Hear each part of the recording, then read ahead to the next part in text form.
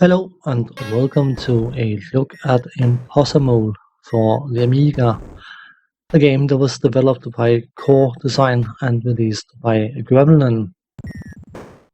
The plot of this game is that Monty Mole has been, shall we call it, borrowed by some extraplanar beings, or aliens if you prefer, and has been requested to defeat 5 guardians who have stolen their infinite life power magic thing, because without it their planet is doomed.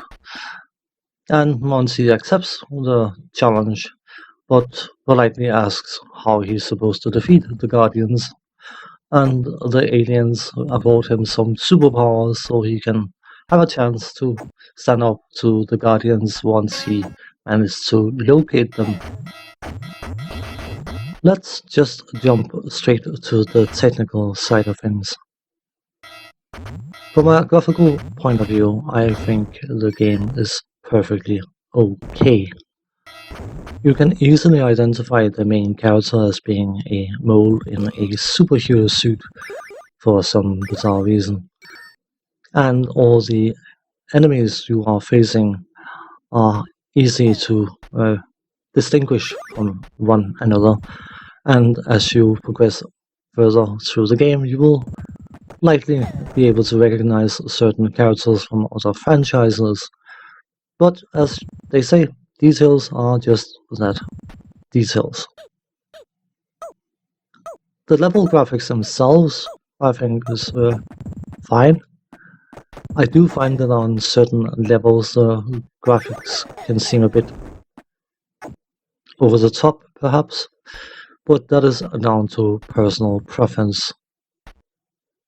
It's not bad, but it's not epically spectacular either. The sound design, I do like the sound effects to a certain point, but I also feel they are a touch on the coarse side.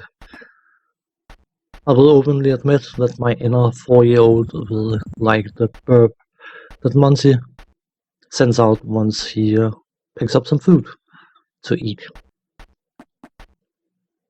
When it comes to a musical point of listening, I am a bit split.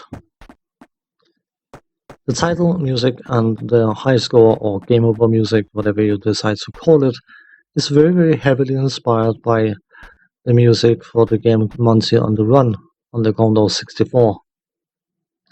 A tune that for many years was voted to be the best Commodore 64 tune ever, and or Rob Hubbard's best Commodore 64 tune.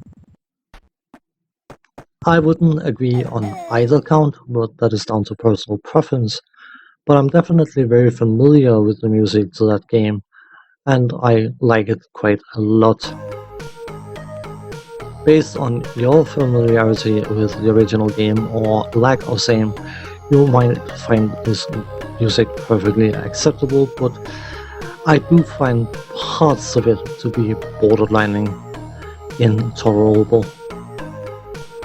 Doesn't feel like there was made enough effort to respect the original material that the music is so obviously inspired by. The in-game music itself is perfectly okay and maybe not great, but definitely not bad either. Controls-wise, the controls are perfectly responsive even. Left, right, down, up will do the things you expect them to do, and a fire button will cause Monty to kick, or if he finds one of the weapons that are available to find in the game, will throw or fire the weapon. The problem is not the controls, the problem is the fact that the game is chock full of very tight precision jumps, either going from platform to platform or trying to avoid enemies, and even with the controls being fairly responsive, it can feel extremely frustrating doing precision jump after precision jump after precision jump. And of course, we reach the gameplay part. This was an attempted reboot of the Monty franchise, which started with a game that I think few people I'd say familiar with, the original Monty Mole for the Commodore 64, which was followed by Monty on the Run, which, if for no other reason, is definitely known because of Rob Hubbard's great music, which again was followed by the same Monty, which in my opinion is by far the better of the games, but that is again a personal preference thing.